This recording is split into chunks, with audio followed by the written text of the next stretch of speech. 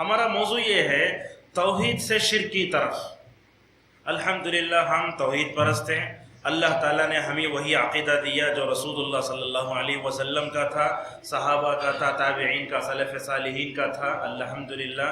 لیکن ہم دیکھتے ہیں کہ ہمارا سماج توحید کے بجائے اب شرک کی طرف جو ہے جا رہا ہے۔ یہ توحید سے شرک کی جانب کا یہ جو سفر شروع ہوا ہے، یہ کوئی 2019 کی بات نہیں ہے، یہ بہت پرانی بات ہے۔ ہم نے اپنے گفتگو کے آغاز میں ایک آیت پڑھی، اس آیت کا ہمارے موضوع سے تعلق کیسے ہے؟ اللہ تعالیٰ سورہ بقرہ میں فرماتا ہے کان الناس امۃ واحدۃ۔ اللہ کے اس الفاظ پر غور کیجیے، اللہ فرماتا ہے دنیا میں سارے لوگ ایک ہی پلیٹ فارم پر تھے۔ کب تک تھے؟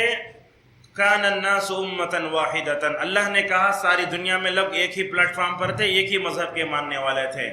اس آیت کو سمجھنے کے لیے عبداللہ ابن عباس کا یہ قول ہماری مدد کرتا ہے، جس میں وہ کہتے ہیں اللہ تعالیٰ نے آدم سے لے کر 1000 سال تک، یہاں دیکھیے پوائنٹ کی شکل میں ہم آپ کو بتاتے ہیں، آپ ذرہ بھی ادھر ادھر ہوئے بات سمجھ میں نہیں آئے گی، پوری طرح آپ ساتھ دیں، ہم آپ کو مکمل طور بتاتے ہیں۔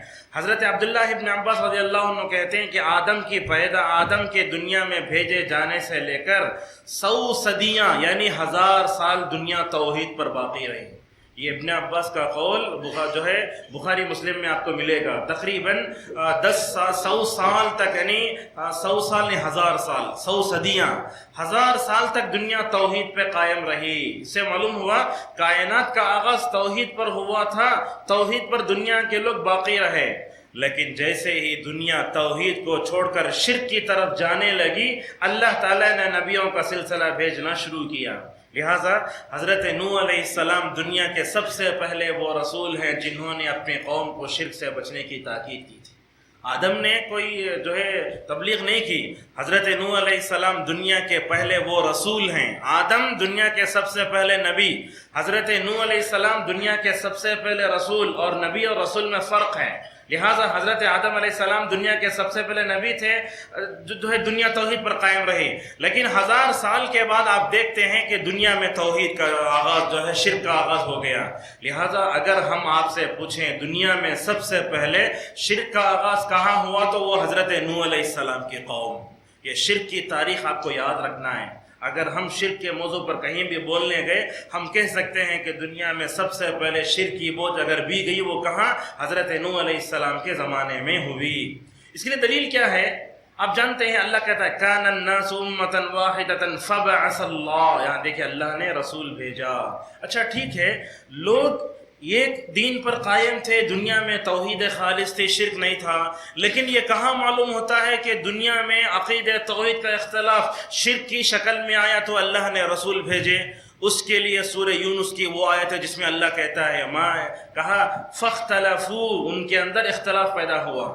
ہمارے سوسائٹی اور سماج میں جب بھی اختلاف کی بات آتی، ہم سمجھتے ہیں صرف جو ہے شرعی احکام میں، یعنی رکوع کے مسائل میں، سجدے میں، سینے میں ہاتھ باندھنے میں، اور جو ہے پیر ملانے میں اختلاف ہے۔ اپنے ذہن میں رکھیے یہ تو فقہ کا اختلاف ہے، لیکن فقہ کے اختلاف سے بڑھ کر دنیا میں جو سب سے بڑا اختلاف پیدا ہوا وہ عقیدے کا اختلاف۔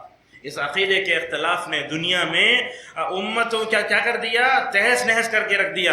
اور اسی عقیدے کو چھوڑ کر شرک کی طرف جب قومیں گئیں تو ہم کہہ سکتے ہیں حضرت عیسیٰ علیہ السلام تک کیا، رسول اکرم صلی اللہ علیہ وسلم تک جتنی اقوام دنیا میں تشریف لائیں، تمام اقوام کی ہلاکت و بربادی کا ایک سبب تھا کہ انہوں نے توحید کے راستے کو چھوڑ کر شرک کے راستے کو اپنا لیا تھا۔ یہ چند جو ہے آپ جو ہے ہم آپ کے سامنے اس موضوع کا جو ہے اختیار جو ہے آغاز کرنا چاہتے تھے، اس آیت سے شروع ہو گیا۔ معلوم یہ ہوا توحید کی طرف سے لے کر شرک کی طرف جانے کا سب سے پہلا راستہ قوم نوح علیہ السلام میں شروع ہوا۔ شروع کیسے ہوا؟ انشاءاللہ تھوڑی دیر بعد ہم آپ کے سامنے آتے ہیں۔ دیکھیے دنیا میں نبیوں کی تو دعوتیں ہیں، تاریخ کے مختلف ادوار میں اٹھی، تو ہر نبی نے اپنے قوم کو کیا دعوت دی؟ کیا نبی نے سب سے پہلے اپنے قوم کو نماز پڑھنے کا حکم دیا، زکوٰۃ کا حکم دیا، یا احکام شریعہ بتائے؟ نہیں، تمام نبیوں کی اگر دعوتوں کا خلاصہ اگر آپ دیکھنا چاہیں گے، سورۃ النحل کی آیت نمبر 36 میں دیکھیں اللہ کہتا ہے وَلَقَدْ بَعَثْنَا فِي كُلِّ أُمَّةٍ رَسُولًا أَنِ اعْبُدُوا اللَّهَ وَاجْتَنِبُوا الطَّاغُوتَ۔ یہ آیت بتاتی ہے، اللہ کہتا ہے ہم نے تاریخ کے مختلف ادوار میں رسول بھیجے. ان رسولوں نے آ کر اپنی اپنی اقوام میں سب سے پہلے کیا کام کیا؟ کہا ان اعبدوا اللہ، ایک اللہ کی عبادت کرو اور طاغوت سے اپنے آپ کو بچاؤ. کلمہ طیبہ کے تعلق سے آپ ہمیشہ ایک بات ذہن میں رکھیے، ہمارا جو کلمہ طیبہ ہے آدھا نیگیٹو ہے آدھا پازیٹیو. ہمیشہ ذہن میں رکھیے، لا الہ یہ نیگیٹو، الا اللہ یہ پازیٹیو. جب تک یہ نیگیٹو و پازیٹیو نہیں آئے گا ہمارا عقیدہ توحید سمجھ میں نہیں آئے گا. اگر آپ لا الہ کہتے ہیں سمجھو آپ کا عقیدہ آدھا ہوا ہے. الا اللہ کو جب تک نہیں مانیں گے اس وقت تک ہمارا عقیدہ جو ہے مکمل طور پر نہیں ہوگا. ان اعبدوا اللہ واجتنبوا الطاغوت میں اللہ لا الہ الا اللہ کو سمجھا رہا ہے کہ ہر نبی نے اپنی قوم کو توحید کی طرف دعوت دیا. سورہ ہود کو پڑھ کر دیکھیے، اللہ تعالیٰ حضرت نوح کا، حضرت ہود کا، صالح کا، لوط کا، شعیب کا، موسیٰ کا، ان تمام کا تذکرہ کر کے کہتا ہے کیا اپنے اپنے اقوام کے پاس آ کر کیا کہا نبیوں نے؟ کہا ما لکم من الہ غیرہ، اللہ کے علاوہ کسی کی عبادت مت کرو. اگر اس سے بڑھ کر اور دلیل چاہتے ہیں تو ہم سورہ انبیاء کی آیت کو دے سکتے ہیں.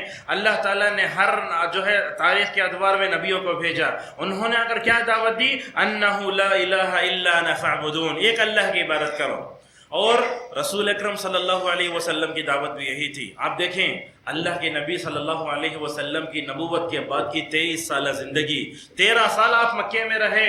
آپ صلی اللہ علیہ وسلم پر مکی دور میں نماز، روزہ، زکوٰۃ، حج، خلا، طلاق، از ازدواج زندگی کے رہنما اصول میں کوئی آیتیں نہیں اتری.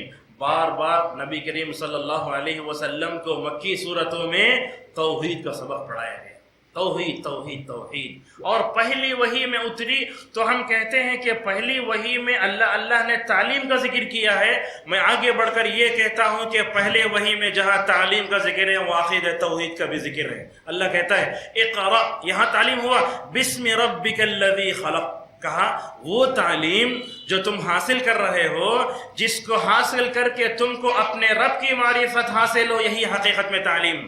اور علماء نے یہ فیصلہ سنایا ہے دنیا میں سب سے افضل علم عقیدے کا علم ہے. قرآن کا علم، حدیث کا علم اور دنیا کے دوسرے علوم بعد میں آتے ہیں. دوران میں سب سے بہترین علم عقیدے کا علم ہے. اور اللہ تعالیٰ عقیدے کا علم حاصل کرنے کا حکم خود رسول اکرم صلی اللہ علیہ وسلم کو سورہ محمد کی اس آیت میں دیتا ہے، کہتا ہے فَاعْلَمْ أَنَّهُ لَا إِلَهَ إِلَّا اللَّهُ. امام بخاری نے یہاں کر باب باندھا، باب ما جاء فی العلم قبل القول والعمل. کہا آدمی کو عمل کرنے سے پہلے سب سے پہلے اپنے عقیدہ توحید کو درست کرنا چاہیے. بہرحال ان آیتوں کو احادیثوں کو ملا کر معلوم ہوتا ہے کہ ہر نبی اپنے قوم میں آیا تو سب سے پہلے اس نے عقیدہ توحید کا سبق پڑھایا، بعد میں سماجی برائیوں کا انہوں نے ازالہ کیا. یہ تو قرآن کی آیتوں سے معلوم ہوا. اللہ کے نبی صلی اللہ علیہ وسلم بھی جب اپنی دعوت کا آغاز کرنا چاہتے ہیں صفا پہاڑی پر کھڑے ہو کر کہتے ہیں اے لوگو لا الہ الا اللہ پڑھ لو کامیاب ہو جاؤ گے. لا الہ الا اللہ پڑھ لو کامیاب ہو جاؤ گے. آپ نے اس کلمہ طیبہ کا اثر آگے اور ایک بتایا، ایک تو دنیا اور آخرت کی کامیابی عقیدہ توحید پر میں مضمر ہے. اور کہا تم تدین لکم العرب والعجم. کہا اس عقیدہ توحید کے بل بوتے پر تم عرب و عجم کو اپنے سامنے جھکا سکتے ہو. لہٰذا ماضی میں دیکھو جب بھی امت مسلمہ نے عروج پایا اور ترقی پائی، اسے کلمہ توحید کی بنیاد پر پائی. اور محمد ابن عبد الوہاب رحمہ اللہ کے تعلق سے کل کا جو ہمارا پروگرام ہے، ہم تو کہتے ہیں ہر اہل حدیث کو وہ پروگرام اٹینڈ کرنا ہے. یہ کول محمد عبد الوہاب رحمۃ اللہ علیہ ان کی دعوتی کوشش ہے کیا؟ ہم نہیں جانتے، اہل حدیثوں کو پتہ نہیں ہے. ہم کو وہابی کہہ کر پکار رہے ہیں لوگ، لیکن ہم سمجھتے نہیں محمد عبد الوہاب کون تھے، ان کا کارنامہ کیا، ان کی دعوت کے اصول کیا.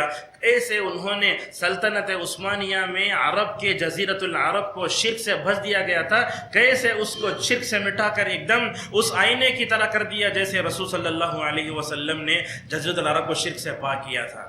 معزز حاضرین، آپ دیکھیے اللہ کے نبی صلی اللہ علیہ وسلم جب بھی کسی صحابی کو دعوت و تبلیغ کرنے کے لیے گورنر بنا کے بھیجے، ان کو بھی عقیدہ کا سبق پڑھا. عبداللہ ابن عباس کی یہ روایت جس میں اللہ کے نبی صلی اللہ علیہ وسلم نے فرمایا اے معاذ تم یمن جا رہے ہو. آپ نے یمن کو 3 صحابہ کو بھیجا تھا، ایک ہے معاذ دوسرے ہیں ابو موسیٰ اشعری اور تیسرے ہیں علی. آپ نے تینوں کو بھیجا تھا. کیا کہتے ہیں؟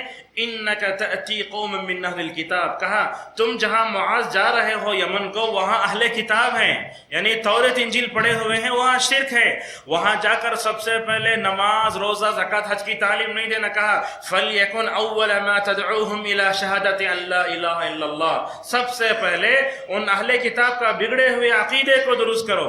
اس حدیث کے بارے میں علامہ نووی رحمہ اللہ جگہ لکھتے ہیں، کہتے ہیں اگر تم اسلام کے مزاج کو سمجھنا چاہتے تو اس حدیث کو پڑھو. اللہ کے نبی صلی اللہ علیہ وسلم سب سے پہلے عقیدہ توحید کا ذکر کر رہے ہیں. اس کے بعد آپ صلی اللہ علیہ وسلم نے نماز کا تذکرہ کیا، روزے کا تذکرہ، نماز کا تذکرہ کیا، اور اسی طریقے سے زکوٰۃ کا تذکرہ کیا. آپ نے روزے اور حج کو چھوڑ دیا. یہ ہوتی ہے تعلیم، یہ ہوتی ہے دعوت میں حکمت جو اللہ کے نبی صلی اللہ علیہ وسلم نے اپنائی تھی. معزز حاضرین، یہ حدیث لا کر محمد ابن عبد الوہاب رحمۃ اللہ علیہ کتاب التوحید میں کئی فوائد نقل کرتے ہیں. ایک فائدہ ذکر کرتے ہیں، کہتے ہیں تقدیم التوحید علی غیری. مطلب یہ ہے کہ آدمی جب دعوت کا کام شروع کرے، اصلاح کا کام شروع کرے، سب سے پہلے اس کی نظر عقیدہ توحید پر ہونا چاہیے. سب سے پہلے عقیدہ توحید. آپ نے نماز اور زکوٰۃ سے پہلے آپ نے کہا کہ تم ان سے سب سے پہلے عقیدہ توحید کو درست کرو. حدیث کے الفاظ دیکھو، فَإِنْ أَجَابُوكَ، لفظ آتا ہے. یہ لفظ کا مطلب کیا ہے؟ ان کا عقیدہ جب تک درست نہیں ہوتا نماز کا حکم نہیں دینا.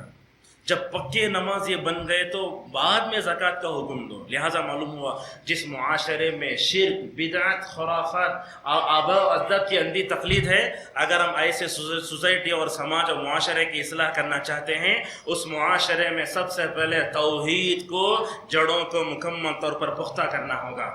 اسی حدیث کے فوائد میں علامہ محمد الوہاب رحمہ اللہ علیہ ذکر کیا ہے. کہا البداءۃ بالاہم فالاہم، جو اہم چیز ہے اس کو سب سے پہلے رکھو.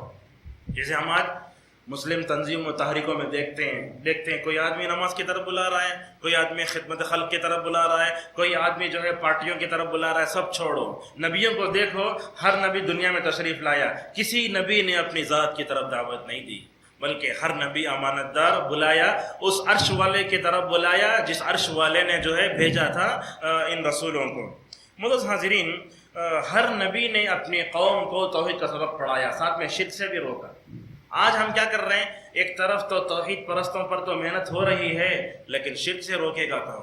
یہ بھی تو کرنے کا کام ہے. اللہ کہتا ہے وَاعْبُدُوا اللَّهَ وَلَا تُشْرِكُوا بِهِ شَيْئًا. یہاں دیکھیے آیت، ایک اللہ کی عبادت کرو. اگر اللہ تعالیٰ اتنا کہہ کر خاموش ہوتا تو کوئی بات نہیں تھی. بعد میں کہتا وَلَا تُشْرِكُوا بِهِ شَيْئًا، اللہ کے ساتھ ہرگز شرک نہ کرو.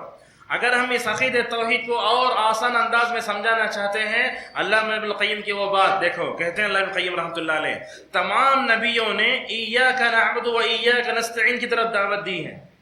ایاک نعبد کا مطلب کیا؟ ہم تیری عبادت کرتے ہیں، تجھی سے مدد چاہتے ہیں. مطلب یہ ہوا کہ عقید توحید میں پرفیکٹ ہونا چاہیے. وہ سورہ فاتحہ جس کو ہم صرف فرض نمازوں میں 17 مرتبہ پڑھتے ہیں، نماز فجر سے لے کر عشاء تک دے 17 مرتبہ، اس میں اس صورت میں خود توحید کی 3 قسموں کا ذکر ہے. کبھی آپ نے سوچا نہیں ہوگا؟ صالح فوزان حفظہ اللہ توحید کی 3 قسموں کو اس صورت میں سمجھاتے ہیں. کہاں ہے؟ الحمدللہ رب العالمین، رب سے مراد توحید ربوبیت ہے. دیکھیے اس کے بعد توحید الوہیت کہاں ہے؟ ایاک نعبد و ایاک نستعین، یہ توحید الوہیت ہے. توحید اسماء و صفات کا الرحمن الرحیم. کتنا آسان ہے. یہ توحید کی 3 قسموں کو سورہ فاتحہ میں سمجھا دیا گیا. اگر ہم سورہ فاتحہ پڑھتے ہوئے ان توحید کی 3 قسموں کو رکھ کر نماز پڑھیں گے، اللہ تعالی ہماری توحید کو صحابہ کی طرح بنائے گا، ہماری توحید کو تابعین سلف صالحین کی طرح بنائے گا. معزز حاضرین، اس دنیا میں توحید سے ہٹ کر لوگوں نے شرک کا راستہ پکڑا تو سب سے پہلے قوم نوح میں شرک کی بیج بوئی گئی. کیسے شروع ہوئی؟ سب سے پہلے شرک. امام بخاری رحمۃ اللہ علیہ، علامہ ابن القیم، ابن تیمیہ وغیرہ ذکر کرتے ہیں کہ حضرت نوح علیہ السلام کی قوم میں نیک لوگ تھے. آپ جانتے ہوں گے نیک لوگ تھے. شیطان ان کے پاس جا کر کہنے لگا یہ نیک لوگ ہی نا، تم ان نیک لوگوں کی تصویریں بناؤ، اپنے پاس رکھو، ہر دن دیکھتے رہو. ٹھیک ہے، بنائے تصویریں، اپنے دیکھتے رہے. بعد میں کیا ہوا؟ وہ لوگ مر گئے تو اس کے بعد کیا کرنا؟ اپنے مجلسوں میں رکھو، یاد رکھو، یاد کرو ان لوگوں کو. تصویریں بنائے، بعد میں ان میں غلو شروع ہوا، ہوتے ہوتے وہ تصویریں مجسم اسٹیچو کی شکل میں اختیار کر گئے. یہاں سورہ نوح آپ جانتے ہیں اللہ کہتا ہے وَقَالُوا لَا تَذَرُنَّ وَدًّا وَلَا سُوَاعًا وَلَا يَغُوثَ وَيَعُوقَ وَنَسْرًا، یہ 5 بتوں کے نام نہیں ہیں، یہ اصل میں نیک لوگوں کے نام ہیں۔ ان کی تصویریں بنائی گئیں، مجسمے اسٹیچو بنا کر حضرت نوح علیہ السلام کی قوم میں شرکی بیج بوئی گئی۔ یہ شرک کی پہلی بیج ہے، دنیا میں پہلے آئی۔ ہم اس پر تبصرہ کرتے ہوئے ایک بات کہنا چاہیں گے، آج بھی اگر دنیا میں شرک اگر پھیل رہا ہے یہی 2 چیزوں سے، ایک تو فوٹو، دوسرا نیک لوگوں میں غلو۔ فوٹو، ہم آپ کو بتاتے ہیں میرا جامعہ اسلامیہ میں 2 سال ہے، اپنی خود بات کرتے ہیں ہم 2 سال ہے، میرے پاس 2100 فون چھوٹا ہے۔ ہمارے ایک ساتھی نے لے کر اس میں کیا کرتے ہیں، تاج محل کی فوٹو رکھ دی۔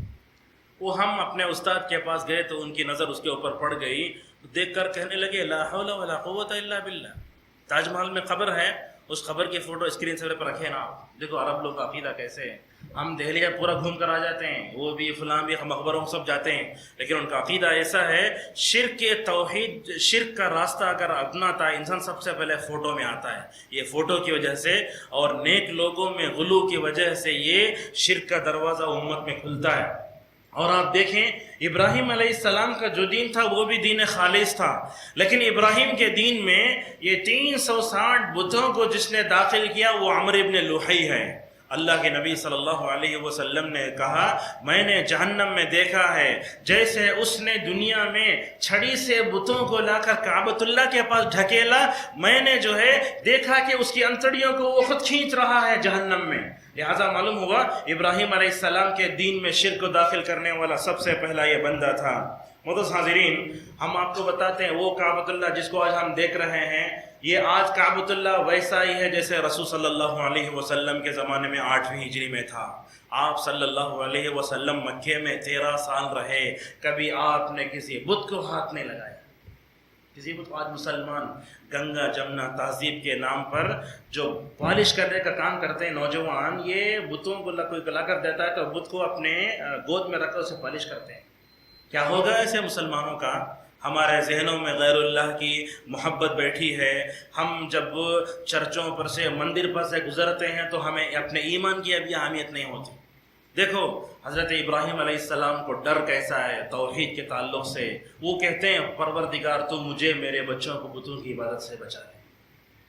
حضرت ابراہیم نے شاید سوچا ہوگا کہ میرے ابا کے نقش قدم پر چل کر یہ پوتے کہیں مشرک نہ بن جائیں۔ حضرت اسماعیل اور اسحاق یہ دونوں، حضرت ابراہیم کی دعا قبول ہو گئی، اللہ تعالیٰ نے موحد بنایا حضرت اسماعیل کو۔ اسماعیل کی اولاد سے سید الموحدین صلی اللہ علیہ وسلم پیدا ہوئے۔ دیکھیے دعا کا اثر کہاں تک نظر آتا ہے۔ ابراہیم کی دعا بہت دور تک ہم کہہ سکتے ہیں، لیکن یہاں موضوع کو سمیٹتے ہوئے آگے بڑھتے ہیں تو یہ 360 بتوں کو رکھ کر یہ کہتے تھے ابراہیم علیہ السلام کا دین ہے۔ قرآن جہاں ابراہیم علیہ السلام کی اوصاف کا تذکرہ کرتا وہاں بار بار کہتا ہے وَلَمْ يَكُ مِنَ الْمُشْرِكِينَ وَمَا كَانَ مِنَ الْمُشْرِكِينَ۔ اور دیکھیں اِنِّي وَجَّهْتُ وَجْهِيَ لِلَّذِي فَطَرَ السَّمَاوَاتِ وَالْأَرْضَ حَنِيفًا وَمَا أَنَا مِنَ الْمُشْرِكِينَ۔ قرآن بار بار یہ کیوں کہتا ہے کہ ابراہیم مشرکوں میں سے نہیں تھے؟ اس کا جواب دیا علماء نے کہا ابراہیم ایسی شخصیت ہے یہودی ان کو اپنی طرف کھینچتے ہیں، نصارہ ان کو اپنی طرف کھینچتے ہیں۔ اللہ فرماتا ہے ما كان ابراہیم یہودیا ولا نصرانیا ولكن كان حنیفا مسلما۔ ابراہیم مسلمان تھے۔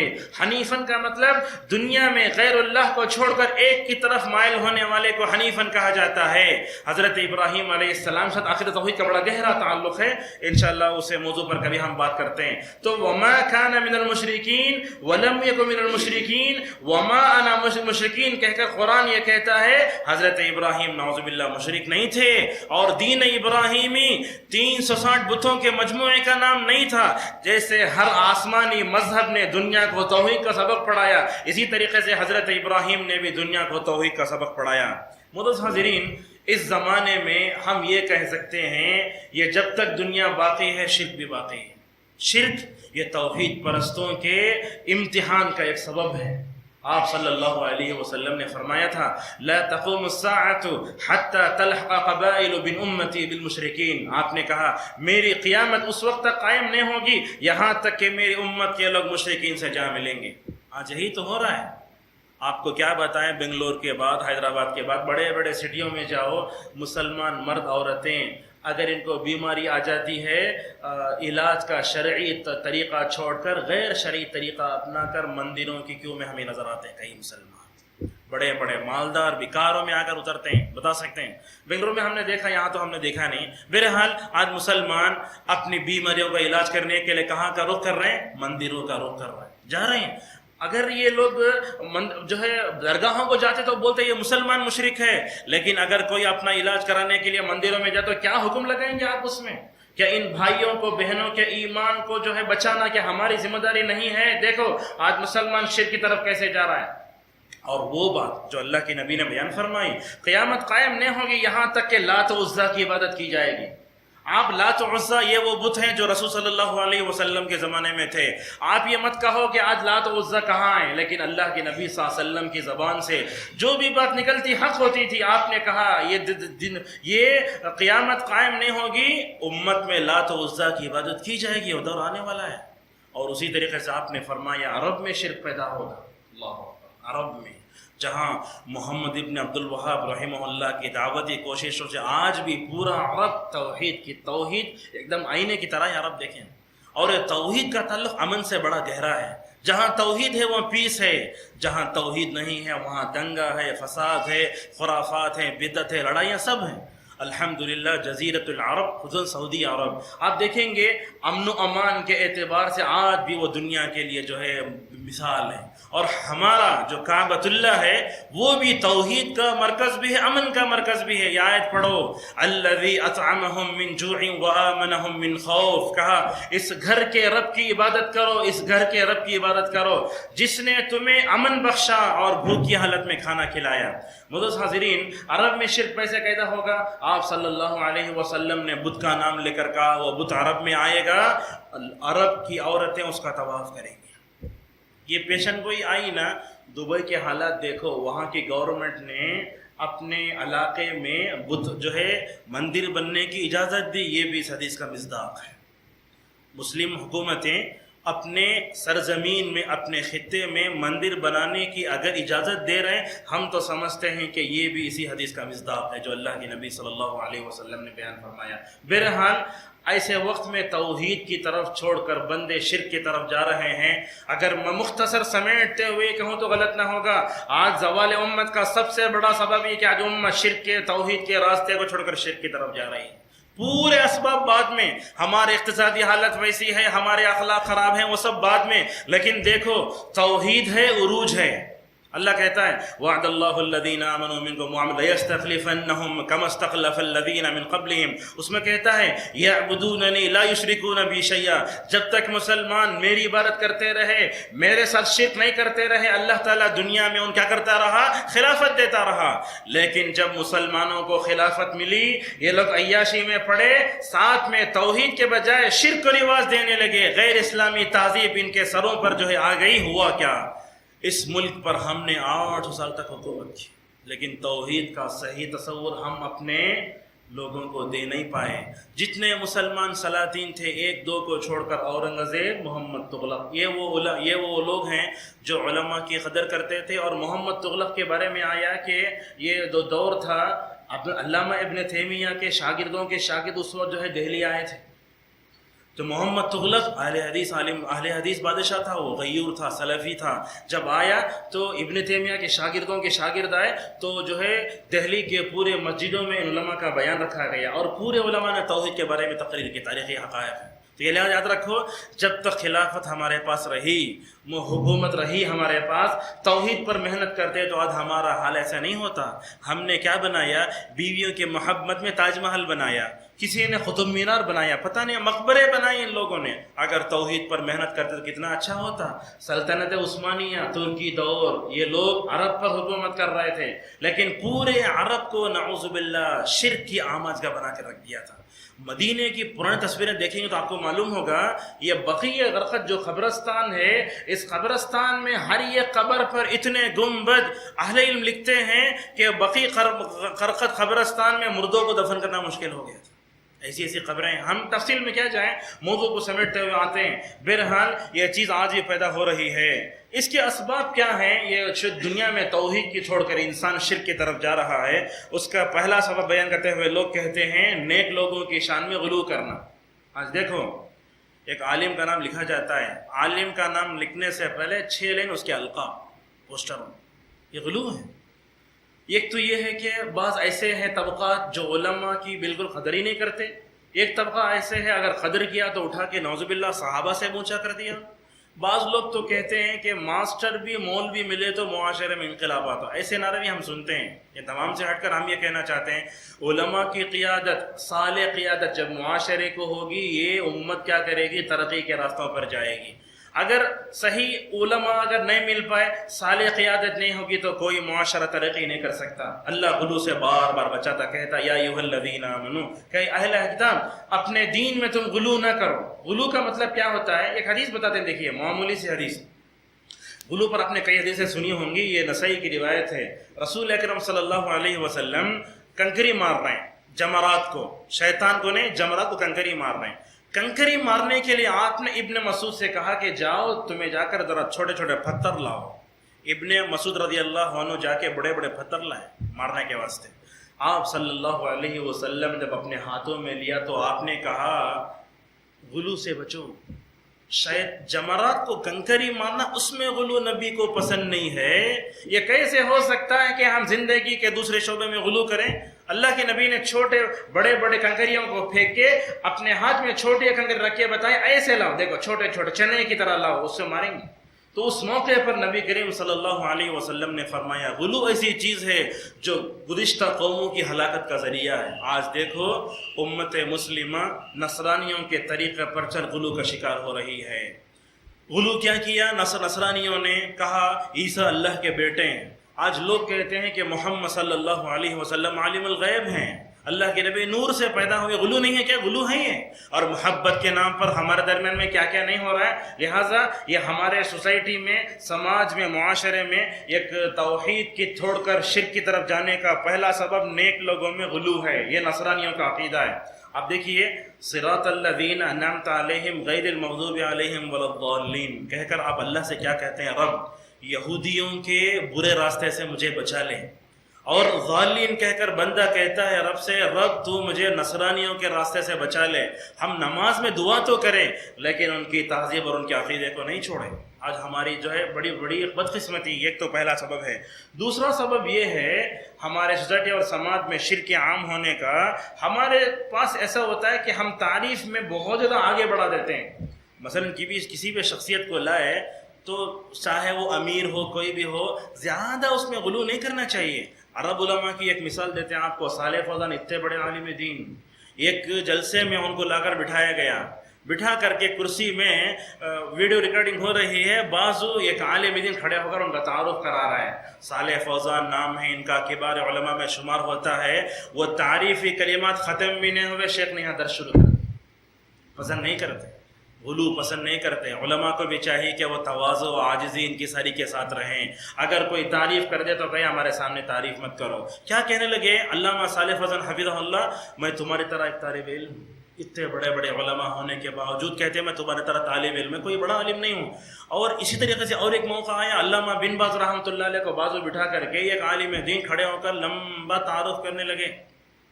تعارف ختم ہونے کے بعد بن باز مائک پر آئے، اگر کیا کہنے لگے، دیکھو ابھی آپ نے میرے سے پہلے ایک آدمی کو میری تعریف کرتے ہوئے سنا.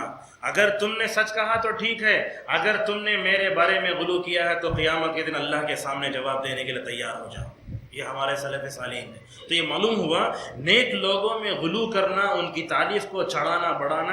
اور میں آپ کو بتاؤں کبار علماء میں سے ایک عالم دین ہے صالح العثیمی رحمۃ اللہ علیہ. وہ تو کہتے ہیں یہ فضیلت الشیخ، زبدۃ التفسیر، یہ پورے القاب نکال دو. کہاں ہمارے علماء میں تھے؟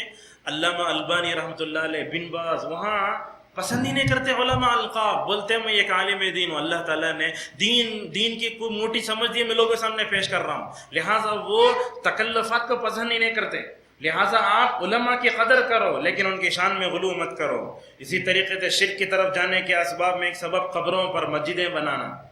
اللہ کے نبی صلی اللہ علیہ وسلم کے سامنے ام حبیبہ اور ام سلمہ حبشہ سے آئی تھی. آ کر کہا یا رسول اللہ میں نے حبشہ میں دیکھا تھا کہ جب بھی نیک آدمی مرتا ہے تو اس کے قبر پر گنبد بنا دیتے ہیں. اور عائشہ رضی اللہ عنہ کی حدیث ہے مرنے سے 5 دن پہلے اللہ کے نبی سوئے ہوئے تھے اوڑھ کر.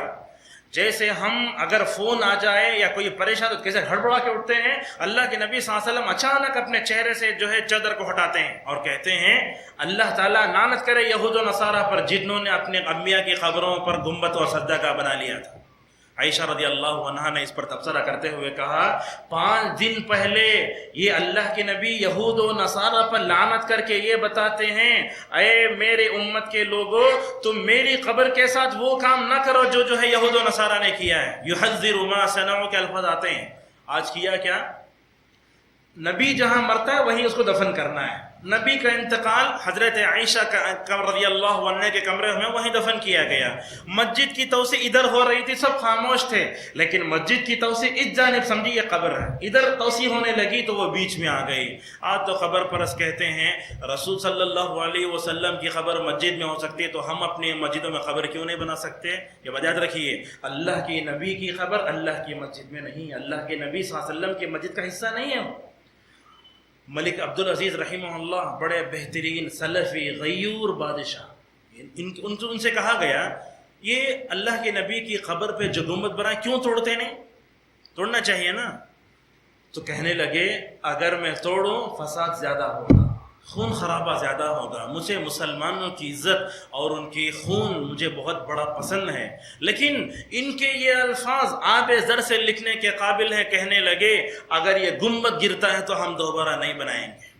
ان کا عقیدہ ہو دیکھو کیسا ہے. اور اللہ تبارک و تعالیٰ سلطنت عثمانی کچھ چیزیں اچھی تھیں لیکن ان لوگوں نے کیا کیا پوری جزیرت العرب کو شرک آمج کا بنا کے چھوڑ دیا. محمد بن عبد الوہاب رحمۃ اللہ علیہ آ کر انہوں نے مکمل طور پر جزیرت کو پاک کر دیا. بہرحال ہم یہ بتانا چاہتے ہیں کہ یہ گنبد خضرا جو بنا ہے نا یہ بعد میں بنایا ہے. قلاوون نام کا شاید 6 صدی ہجری میں بنایا تھا, بعد میں ہوتے ہوتے اس کو ہرا رنگ دیا گیا. اس پر مستقل خطبہ بھی دے سکتے, اتنی معلومات الحمدللہ ہمارے پاس. بل بتانا چاہتے ہیں یہ گنبد خضرا اس کی کوئی حقیقت نہیں ہے. اور ایک واقعہ پرسوں کسی عالم دین نے بیان کیا تھا, عرب کے ایک بادشاہ نے پیسوں میں مسجد حرام کی تصویر کے ساتھ پیچھے گنبد خضرا کی تصویر چھاپ دی. ملک فہد تھے شاید, ملک فہد اس وقت ہندوستان کے 2 علماء نام بول رہا ہوں, ایک تو عبدالحمید رحمانی ہیں جو مدرسہ سنابل کے دہلی کے ہیں, وہ گئے جا کر جو ہے ملک فہد کے پاس نہیں بن باز رحمۃ اللہ علیہ کے پاس جا کر کہنے لگے یہ توحید, یہ سعودی عرب توحید سے پہچانا جاتا ہے, توحید کی تبلیغ اس کی اپنی پہچان ہے. اب دیکھو آپ نوٹ کے اوپر اگر پیچھے جو ہے یہ کریں گے تو بدعتیوں کو جو ہے بہت خوش ہو جائیں گے. وہ علامہ بن باز رحمۃ اللہ علیہ بھی کیسے تھے, وہ توحید کے بارے میں بڑے بڑے بادشاہوں کو بخشتے نہیں تھے. رات میں 12 بجے 2 بجے فون کر کے ملک فہد کو خوب ڈانٹا, کہا تم کیا کر رہے ہو یہ. اور ملک فہد کو جب فون ڈانٹا تو دوسرے دن آ کر معذرت کیا انہوں نے. اور آپ جانتے ہیں ملک فہد رحمہ اللہ بن باز رحمۃ اللہ علیہ سے اس میں معافی مانگنے کے لیے آئے تو ان کو الگ سے کرسی ویل چیئر میں تھے اس وقت, تو ان کو الگ سے لایا بھی نہیں گیا. کہتے ہیں 80 افراد کی لائن تھی, اسی میں کھڑے ہوئے تھے ملک فہد. تو یہ سب واقعات بتاتے ہیں کہ نبی کریم صلی اللہ علیہ وسلم کی قبر پر جو گنبد بنایا گیا وہ صحیح نہیں ہے. اس کو لے کر ہم تو سمجھتے ہیں جس نے بنایا وہ بھی گنہگار ہوا ہوگا, اور اس کو دیکھ کر ہماری بدعتیوں میں کیا بی پی چڑھ جاتا ہے. اللہ اکبر. یہ لوگ تو کہتے ہیں رسول صلی اللہ علیہ وسلم کا روضہ اطہر اللہ تعالیٰ کے پاس عرش سے بھی زیادہ افضل ہے. اتنا حد تک انہوں نے غلو کیا. بہرحال ہم اپنے موضوع پر سمیٹتے ہوئے یہ کہنا چاہتے ہیں کہ قبروں پر گنبد بنانا اس بارے میں رسول اکرم صلی اللہ علیہ وسلم نے اپنی امت کو متنبہ کیا تھا. اسی طریقے سے شرک کی طرف لے جانے والے راستوں میں اور ایک راستہ یہ ہے قبروں کو روشن کر کے عورتوں کو قبر کی زیارت کے لیے اجازت دینا. اللہ کے نبی نے قبر کی زیارت کرنے والی عورتوں پر لعنت فرمائی. اگرچہ حنبلی مسلک میں عورتوں کے لیے قبرستان جانے کی اجازت ہے ان کے مذہب میں, اس کی کچھ دلیلیں ہیں. اللہ کے نبی صلی اللہ علیہ وسلم گئے تو حضرت عائشہ رضی اللہ عنہ بقیع سے واپس آ رہی تھی. ان جیسے احادیث کو دیکھ کر کہا قبر کی زیارت کر سکتی ہے, لیکن اس زمانے میں اگر ہم اجازت دیں بڑا مسئلہ پیدا ہوگا. لہٰذا رسول صلی اللہ علیہ وسلم نے قبروں کی زیارت کثرت سے کرنے والوں پر لعنت فرمائے نہیں جا سکتے. آج ہم دیکھتے ہیں مسجد میں آنے کے مسئلے کو اگر فتنہ بنایا جاتا ہے، اگر بڑے شاپنگ مالوں میں، درگاہوں میں، خانقاہوں میں اگر عورت فتنہ نہیں ہوتا، بڑے افسوس کی بات آج درگاہیں برائی کا اڈا بنے ہوئے۔ اجمیر کی کیا حالت ہے، اللہ اکبر! بڑے بڑے شاپنگ مال میں جو بھیڑ نہیں ہوگی وہ بھیڑ وہاں ہوتی، وہاں جنت کا دروازہ کھلتا ہے سال میں ایک مرتبہ، اتنی بھیڑ، مردوں کی، عورتوں کی بھیڑ، اللہ اکبر! آپ معاف کریں مجھے، ایسی چیزیں امت میں عام ہو رہی ہیں۔ اسی طریقے سے قبروں پر بیٹھنا، اس پہ نمازیں پڑھنا، یہ بھی ہے۔ اور اسی طریقے سے عقیدے کی جہالت آج سب سے بڑی جہالت ہے۔ آپ کہیں گے ایک آدمی نماز پڑھنا نہیں آتا، روزہ نہیں رکھتا، زکوٰۃ نہیں دیتا، وہ بات الگ ہے، لیکن سب سے پہلے بندے کو عقید توحید جاننا ضروری ہے۔ جامعہ محمدیہ میں ہم پڑھا رہے تھے، ایک کلاس میں ہم ہیں، باہر سے شیخ آئے، عقیدہ پڑھا رہے تھے، ہم آئے باہر سے شیخ آ کر کہنے لگے قم یا طالب العلم، ایک طالب علم سے کہا کھڑے ہو جاؤ۔ اس طالب علم سے سوال کیے کہ تمہارے اوپر سب سے پہلے واجب چیز کیا ہے؟ اگر دوسرا کہتا نماز، وہ طالب علم نے کہا توحید۔ سب سے پہلے ہمارے اوپر واجب ہونے والی چیز اپنے رب کی معرفت ہے۔ اسی لیے دیکھو، جب بندے کو دفن کیا جائے گا، سب سے پہلے رسول کے بارے میں سوال نہیں ہوگا، سب سے پہلے سوال ہوگا من ربک۔ اگر ہم نے دنیا میں توحید کے تقاضوں کو پورا کیا، جو ہے قبر میں جواب دینا آسان۔ اگر ہم نے توحید کے تقاضوں کو پورا نہیں کیا تو وہاں منکر نکیر کے جو لوگ دوسرے فرشتے ہوں گے ان کے مار کھانا ہوگا۔ اسی طریقے سے معزز حاضرین، یہ عقیدے توحید کو چھوڑ کر شرک کی طرف لوگ جو جا رہے ہیں، اس کا اور ایک سبب آباء و اجداد کی اندھی تقلید۔ انا وجدنا آباءنا علی امۃ وانا علی آثار مہتدون۔ ایک آدمی بدعتی ہے، وہ کہتا ہے میرا باپ فلاں جس پہ چادر چڑھاتا تھا، میرا باپ وہ کرتا تھا۔ یہ آباء و اجداد کی اندھی تقلید سے بھی شرک مکمل طور پر پھیل رہا ہے۔ اور ایک سبب ہے 3 مسجدوں کے علاوہ کہیں ثواب کی نیت سے سفر نہیں کرنا۔ سمجھیے، حتیٰ کہ علماء نے اتنی صراحت کی ہے، اگر کوئی آدمی حج عمرے کو گیا، مکے سے واپس آ گیا تو اس کا حج عمرہ مکمل ہو گیا۔ کیوں؟ اس لیے کہ اعمال حج کا تعلق مکے سے، مدینے سے نہیں ہے۔ اور ایک آدمی حج عمرہ کرتے ہوئے مدینے کو جاتا ہے، اس کی نیت کیا ہونا چاہیے؟ کہا اللہ کے نبی صلی اللہ علیہ وسلم کی مبارک مسجد میں نماز پڑھنے کی نیت سے جائے گا۔ اگر کوئی اللہ کے نبی کی قبر کی زیارت کی نیت سے گیا تو اس کا وہ سفر صحیح نہیں ہوگا۔ دیکھیں علماء کتنی باریکی سے کہا، مسجد نبوی صلی اللہ علیہ وسلم کو جائیں گے تو اس میں نماز پڑھنے کی نیت سے جائیں گے، قبر کی زیارت بعد میں ہو جائے گی، وہ الگ بات ہے، لیکن قبر کی زیارت کی نیت سے نہیں جانا چاہیے۔ علماء نے اس کی بھی صراحت کی۔ آج آپ دیکھتے ہیں شادی سے پہلے ہی ہنی مون کے طور پر اجمیر کا ٹکٹ لوگ بک کرتے ہیں،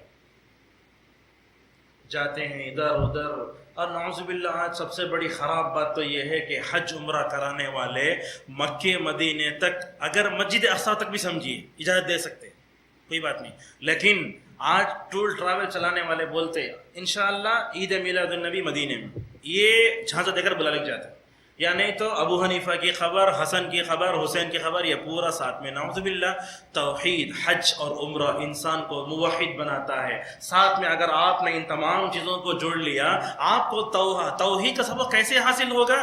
لبیک اللہم لبیک لبیک لا شریک لک کہہ رہے نا آپ، لیکن ساتھ میں ابو حنیفہ کی، حسن کی، حسین کی، علی کی خبر کو جوڑ لیے، بھلا بتاؤ آپ کو توحید کا سبق کیسے حاصل ہوا؟ اور کچھ لوگ تو ایسے ہیں جو کعبۃ اللہ تک بھی پہنچ کر کہتے ہیں غوث پاک یہاں تک مجھے پہنچائے۔ میرا تقریباً شاید 14-15واں سال تھا، نماز فجر پڑھ کے بیٹھے تھے، انسانی کیوں دے رہے ہیں آپ کو بتاتے ہیں، دیکھو آج لوگوں کے توحید کیسے خراب ہے۔ میرے بازو ترچی کا ایک آدمی بیٹھا ہوا ہے، ہم نے اس سے پوچھا کہاں سے آیا ہو؟ کہنے لگا تمل ناڈو سے آیا ہوں۔ اور ٹھیک ہے، اب کہاں جا رہے ہیں واپس؟ بولتا ہے میں حج عمرہ کر کے انشاءاللہ میں ہندوستان اجمیر جاؤں گا، اس لیے کہ اجمیر کے بابا مجھے یہاں تک پہنچائے۔ توحید کے مرکز میں بیٹھ کر بھی عقیدہ توحید اگر درست نہیں کیا تو بھلا بتائیے وہ کون سی جگہ ہے جہاں جا کر اس کا عقیدہ توحید درست ہوگا؟ ہم اس سے بحث کرنے لگے، وہ کہنے لگا کہ مجھے مت سمجھاؤ، میری بیوی کو سمجھاؤ۔ ہم اس کے لیے بھی راضی ہو گئے، ٹھیک ہے، ہم طالب علم تھے مدینہ یونیورسٹی کے، ہم کہنے لگے ٹھیک ہے ہم سمجھا دیں آپ کو۔ نماز کے بعد اپنی بیوی کے پاس لے گئے، پردے میں تھی، وہ آئی، آ کر سب سے پہلے اس نے یہ سوال کیا کہ تم کس مذہب کے ہو، کہاں پڑھتے ہو؟ ہم نے کہا، ہم صاف کہتے تھے ہم جامعہ اسلامیہ کے طالب علم ہیں۔ اس عورت نے ایک ہی کہا، تم وہابی ہو، ہم تم کو مسلمان نہیں سمجھتے، وعلیکم السلام، چلے۔ آپ دیکھو مکے مدینے جا کر بھی عقیدہ توحید اگر نہیں پاس ہوا تو کیا آج لوگ حج کو جاتے ہیں عمرہ کرنے، لیکن عقیدہ توحید حج کا سبق نہیں لے کر آتے وہاں. تو بھلا بتاؤ وہاں جا کر بھی اگر عقیدہ توحید جو ہے اگر نہیں ہوا، ابو لہب ابو جہل کی سرزمین میں یہ لوگ نعوذ باللہ یہاں حد تک پہنچ جاتے ہیں. حضرین اسی طریقے سے غیروں کی مشابہت، آپ صلی اللہ علیہ وسلم نے سورج کے طلوع ہوتے وقت نماز پڑھنے سے منع فرمایا، زوال کے وقت اور سورج غروب ہونے سے پہلے. کیوں؟ اس لیے کہ سورج کی پوجا ہوتی ہے. اگر امت ویسے کرے گی ان کے نقش قدم پر چلے گی.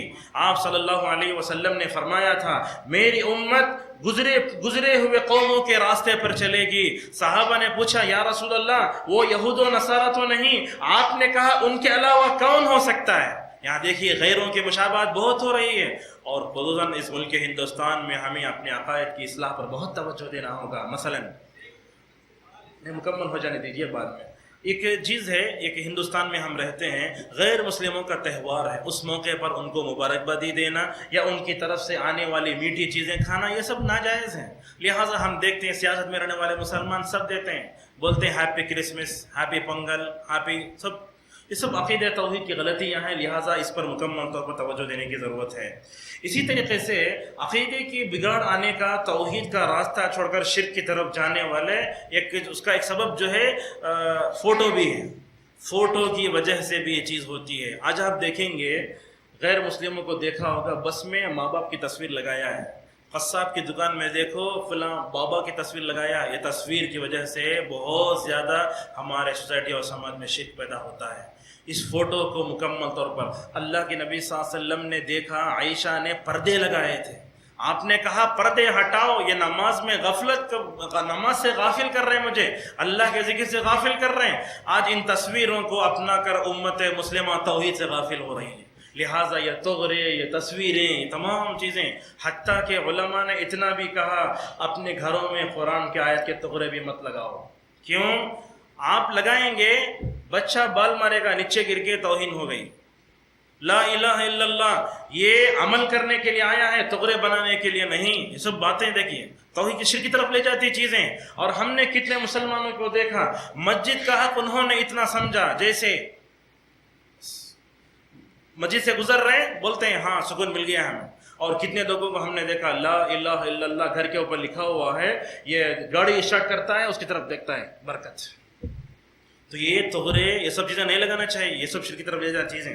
اسی طریقے سے معزز حاضرین، علماء سو کا وجود یہ بھی بہت ہے. آج دیکھیے بدعت کی ترویج و اشاعت کرنے اور شرک کو معاشرے میں پھیلانے اور شرک کی جڑوں کو مضبوط کرنے میں علماء سو کا بڑا ہاتھ. اب دیکھیے اب یہ پروگرام ریکارڈ ہو رہا ہے توحید کے تعلق سے، اگر یہ آپ اپلوڈ کریں گے نا مہینے میں 200 آدمی بھی نہیں دیکھیں گے، لیکن شرک کی جو چیز ہوگی ایک دن میں 1000. امت کا ذوق کتنا خراب ہوا ہے. شرک کی طرف دیکھنے کے لیے ان کے پاس پورا وقت ہے، لیکن توحید کی طرف دیکھنے کا وقت ہی نہیں. ایسے بنڈل غیر مستند، ایسے واقعات، کبھی کبھی تو ان سے کفری عقائد کی بو آتی ہے. ایسے لوگوں کو ہزاروں لاکھوں میں دیکھا جا رہا ہے، لیکن توحید پرستوں کو دیکھنے والا کوئی بھی نہیں ہے. اسی طریقے سے آج ہمارے سوسائٹی اور سماج میں توحید کی طرف دعوت بھی کمزور ہوئی ہے. الحمدللہ ہم اہل حدیث ہم آپ کو سمجھاتے ہیں رفع الیدین کرنا سنت ہے، آمین بالجہر کرنا سنت ہے، قدم سے قدم ملانا سنت ہے، لیکن ان مسائل میں اتنا غلو کیا ہم نے توحید سے غافل ہو گئے. آج نوجوانوں کو پوچھو لا الہ الا اللہ کی کیا شاد شرطیں ہیں بتا نہیں سکتے. ہر اہل حدیث کو معلوم ہونا توحید کی تعریف کیا، ہر اہل حدیث جاننا توحید کی 3 قسمیں کیا، ہر اہل حدیث کو معلوم ہونا کہ جو ہے معرفت الہی کیا ہے، اصول ثلاثہ کیا ہیں، قواعد اربعہ کیا ہیں، سب چیزیں معلوم ہیں. ان مسائل میں الجھ کر ہم توحید سے دور ہو گئے، حالانکہ مسئلے مسائل کا درجہ بعد میں آتا ہے، عقیدہ توحید کا درجہ پہلے آتا ہے. لہٰذا اس پر توجہ دو، عقیدہ توحید کو مضبوط سے مضبوط کرنے کی کوشش کرو. اور اسی طریقے سے اور ایک اہم بات آخری بیان کر کے اپنے بات کو ختم کریں گے. یہ توحید کو چھوڑ کر امت نے شرک کا راستہ اپنایا نا، اس میں شخصیت پرستی بھی آتی. حضرت عدی رضی اللہ عنہ رسول اللہ صلی اللہ علیہ وسلم کے پاس آئے، وہ کرسچن تھے. آپ نے عدی سے پوچھا اے عدی دیکھو تمہارے علماء جس کو حلال و حرام کرتے تم اس کو مانتے نا؟ آپ نے فرمایا حلال و حرام کا حق اللہ کو چھوڑ کر غیروں کو دینا گویا ان کی عبادت کرنے کی طرح ہے. آج ہم یہی تو کرتے ہیں. اگر کوئی عالم نے کہہ دیا کہ گائے میں بچھتے مکرو ہم اس کو مان لیتے. نبی کو نہیں ہے حلال و حرام کا حق، امت کے ادنا سے عالم کو کیسے ہو سکتا ہے؟ لہٰذا آپ شخصیت پرستی کی طرف مت جاؤ۔ اور آج یہ چیز ہمارے اس سماج سوسائٹی میں ہو رہا ہے، جو اچھا خطبہ دیتے لوگ اس طرف بھاگ جاتے ہیں، جو اچھے کتاب و سنت کی روشنی میں بیان کر رہا ہے لوگ اس کی طرف سنتے ہی نہیں۔ تو اس سے ایک آخری بیات بیان کر اپنی بات کو ختم کریں گے۔ اللہ کے نبی صلی اللہ علیہ وسلم نے بیان فرمایا، میری امت میں شرک چوٹی کے رینگنے سے بھی آہستہ آواز میں آئے گا۔ چوٹی کے رینگنے کی آواز نہیں آتی، اس سے آہستہ آواز میں آئے گا۔ ابو بکر رضی اللہ عنہ نے پوچھا، یا رسول اللہ، اگر ہم شرک سے بچنا چاہتے تو کیا کریں؟ آپ صلی اللہ علیہ وسلم نے دعا سکھائی۔ بہرحال یہ توحید کا راستہ چھوڑ کر امت شرک کی طرف جا رہی ہے، اس کے لیے ہم نے جو ہے تمام اسباب بتائی۔ علاج یہ ہے کہ ہم نبیوں کی دعوتوں کو پڑھیں، حضرت آدم سے لے کر جناب محمد رسول اللہ صلی اللہ علیہ وسلم تک جتنے انبیاء دنیا میں تشریف لائے، ان کی دعوتوں کو پڑھو کہ انہوں نے کیسے حکمت کے ساتھ بڑے پیار بھرے انداز میں توحید کی دعوت کو لوگوں کے سامنے پہنچایا، اور زندگی میں شرک کی طرف لے جانے والے راستوں سے بھی اپنے آپ کو بچاؤ۔ مثلا ہمارا بچہ عیسائی مشنری اسکول میں پڑھ رہا ہے، ہم کو تعلیم تو مل رہی ہے، لیکن یاد رکھو اپنے بچے کا کہیں عقیدہ تو خراب نہیں ہو رہا ہے، اس کی طرف بھی توجہ دینا ضروری ہے۔ توحید کی دعوت کو عام کرو۔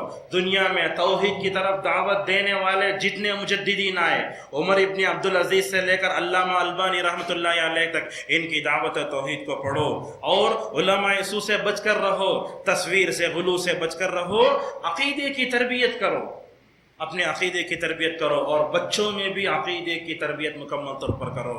اور ہم میں سے ہر والدین کی ذمہ داری ہے کہ وہ اپنے عقیدے کی اصلاح کرے اور اپنے بچوں کے حق میں ویسے ہی دعا کرے جیسے ابراہیم علیہ السلام دعا کرتے گئے، پائے گئے، وَجْنُبْنِي وَبَنِيَّ أَن نَّعْبُدَ الْأَصْنَامَ۔ یاد رکھو توحید کو اپناؤ گے نا، دنیا کی ساری خوبیاں ہمارے اندر آ جائیں گی۔ اللہ تعالیٰ توحید کی برکت سے امت کو کھویا ہوا مقام بھی دے سکتا ہے۔ اگر ہم عروج پانا چاہتے ہیں، اسی توحید کو اپنانا ہوگا جس کو لے کر رسول صلی اللہ علیہ وسلم اٹھے، جس کو لے کر صحابہ اٹھے، جس کو لے کر محمد عبد الوہاب رحمہ اللہ اٹھے۔ بہرحال درس تھوڑا لمبا ہو گیا، معذرت کے ساتھ ہم یہیں اپنی بات کو ختم کرتے ہیں۔ اللہ تبارک و تعالیٰ سے ہماری دعا ہے کہ اللہ تعالیٰ ہمیں توحید کو اپنے سینوں میں پیدا کرنے توفیق عطا فرمائے، توحید کا علم حاصل کرنے توفیق عطا فرمائے۔ پروردگار اس وقت تیرے نبی پاک صلی اللہ علیہ وسلم کی جو امت توحید کو چھوڑ کر شرک کے دلدل میں پھنسی ہوئی ہے، اللہ تعالیٰ ان کو ہدایت کے دولت سے مالا مال فرمائے۔ پروردگار شرک کی طرف لے جانے والے جتنے راستے ہیں، ان تمام راستوں سے اپنے آپ کو بچائے توفیق عطا فرمائے۔ وآخر دعوانا الحمدللہ رب العالمین۔